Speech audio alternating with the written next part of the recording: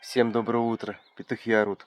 Завтрак холостяка, а на завтрак у меня сегодня яйцо, бекон сырокопченый, сковородка. Разжигаем костер.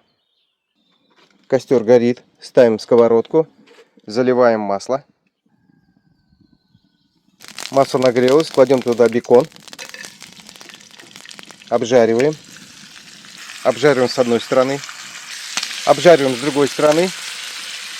Все это делаем на большом огне. Обжарили бекон, закидываем яйца. Засыпали яйца и посыпаем солью. Адыгейская соль. Яичница готова, идем кушать. Вот так это выглядит, такая красота.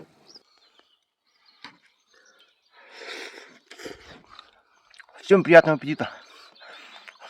С кайфом.